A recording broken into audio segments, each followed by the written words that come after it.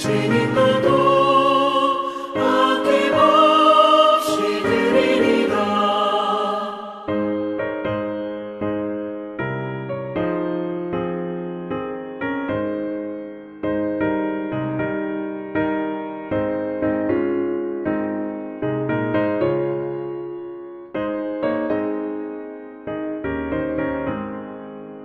존귀 영광 모든 권세 주님 홀로 받으소서.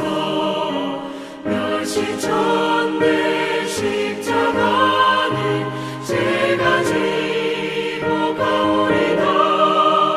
이름 없이 빛도 없이 감사하며 섬기리다. 이름 없이 빛도 없이 감사하며 섬기리다. 아멘. 오늘 본문에는 세 사람이 등장하고 있습니다. 디모데, 에바브로디도, 그리고 편지를 쓰고 있는 사도 바울입니다. 빌립보로 보내는 편지 중 중간 부분에 해당하는 오늘 본문은 우리에게 다소 관심 없는 내용이 쓰여 있는 듯 보입니다. 왜냐하면 본문의 내용이 바울이 디모데와 에바브로디도를 빌립보 교회로 보낸다는 내용이기 때문입니다. 하지만 오늘 말씀을 통해서 우리는 세 사람의 귀중한 마음, 그리고 하나님의 마음을 보게 됩니다. 이 세 사람이 어떤 사람인지 한번 살펴보겠습니다. 바울은 지금 로마에 갇혀 있습니다. 자택연금 상태입니다. 이때를 추정컨대 AD 60년 정도로 봅니다. 이 투옥으로 바울은 3년간 로마에 갇혀 있게 됩니다. 디모데는 바울의 2차 전도 여행에서 만나 바울에게 복음을 배우는 제자였고 훌륭한 사역자로 성장하고 있는 청년입니다. 빌립보서 1장 1절에 보니까 이 편지를 작성하는데 디모데도 함께하고 있다라고 표현하고 있습니다. 에바브로디도는 많은 내용이 기록된 것은 아닙니다. 하지만 25절 말씀을 보면 여러분의 사신이요 라는 표현을 보았을 때 빌립보 교회의 한 사람인데 지금 바울에게로 보내진 것 같습니다. 그의 역할은 아마 바울 곁에서 바울을 돕는 일이었을 겁니다. 바울은 사도이고 디모데는 바울의 제자이고 에바브로디도는 빌립보 교회에서 보냄받은 좋은 청년입니다. 오늘 우리가 눈여겨볼 것은 나이도 출신도 상황도 다르지만 이 세 명은 한 가지 마음에 있어서는 동일하다는 것입니다. 그것은 바로 교회를 사랑하는 마음입니다. 디모데는 갇혀있는 바울 곁에서 돕습니다. 그런데 바울은 이 디모데에 대해서 뭐라고 설명합니까? 20절에 보니까 디모데가 진심으로 여러분의 형편을 염려하는 사람이다 이렇게 표현하고 있습니다. 디모데가 진심으로 빌립보 교회를 걱정하고 기도하고 위하는 사람이다 라는 것이죠. 그리고 이어 21절에서 왜 디모데가 그럴 수 있는가를 설명하고 있는데요. 그 이유는 모두 자기 일에만 관심이 있고 그리스도 예수의 일에는 관심이 없기 때문이다 라고 말합니다.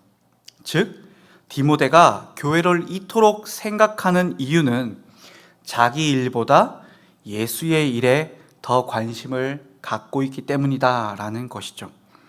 그러니 디모데는 많은 이들이 자신의 일을 더 생각하나 그리스도의 예수의 일을 생각하며 교회를 위해 염려하고 애쓰는 사람이다 라는 것입니다. 그럼 에바브로디도는 어떨까요? 에바브로디도는 어쩌면 신앙 좋은 청년이었을지 모르겠습니다. 그런데 그는 빌립보 사람입니다. 당시에 빌립보와 로마는 굉장히 먼 거리입니다. 지금이야 지구촌이란 이름에 걸맞게 비행기 타면 몇 시간 날지도 않아 도착하는 거리겠지만 이것이 2000년 전이라면 아예 다른 이야기가 될 것입니다. 에바브로디도가 빌립보에서 로마로 옮겨갔다는 것은 지금 자신의 생계, 자신의 삶을 잠시 뒤로 하고 바울에게 갔다는 것을 의미합니다. 그것은 순전히 바울을 돕기 위해서였습니다. 바울은 에바브로디도를 향해 그는 나의 형제, 동역자, 전우라고 표현합니다. 이 단어에서 얼마나 이 에바브로디도가 바울과 함께 고단한 여정을 겪었을지를 알 수 있습니다.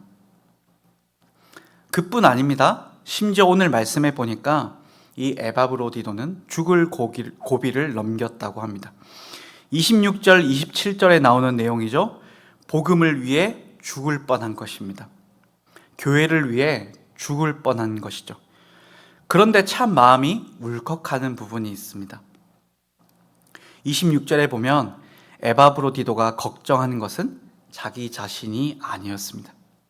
자신이 병들었다는 소식을 듣고 걱정하고 있을 빌립보 교회에 대한 걱정, 그 걱정이 지금 에바브로디도의 마음에 있다는 것입니다. 그렇다면 바울은 말할 것도 없죠. 그는 지금 복음 때문에 감금되었습니다. 복음의 자유를 외치다가 구속된 것입니다. 그러나 그는 로마에 감금된 시간 동안에도 여전히 교회를 위해 살았습니다.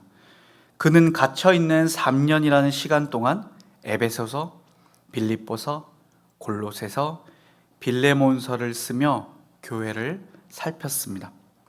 그리고 3년에서 5년 후 전승에 따르면 바울은 참수형을 당해 생을 마감하게 됩니다.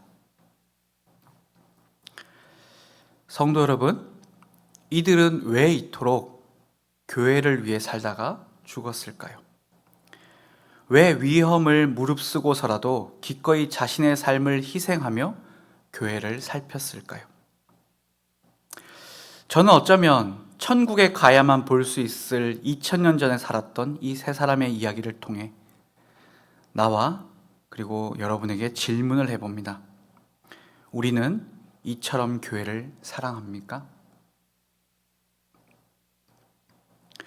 이 말은 교회에 헌금을 하느냐, 교회 모임에 잘 참여하고 있느냐, 교회에 일 있으면 헌신하느냐, 멘토를 하느냐, 위원을 잘 섬기고 있느냐에 대한 질문이 아닙니다. 교회의 본질을 우리는 붙잡고 있느냐, 그것이죠. 그들이 교회를 사랑한 이유는 교회가 곧 그리스도의 몸임을 알아서입니다. 교회를 세우고 살리는 것이 곧 그리스도 예수의 일임을 믿었기 때문입니다. 이 땅에 없는 천국의 모습을 세상에 펼치는 모임이 바로 교회임을 믿었기에 그들은 교회를 이토록 사랑한 것입니다. 그러니 곧 교회를 위해 사는 삶이 바로 예수를 위한 삶이라고 그들은 믿었던 것입니다. 그냥 의무가 아니라 교회가 가지고 있는 신비를 알았던 것이죠. 교회는 그리스도의 몸, 복음의 실체, 보이는 하나님의 나라, 예수 그리스도의 피값으로 세워진 모임, 하나님의 기쁨, 세상에서 부름받아 탈출한 백성들의 모임입니다.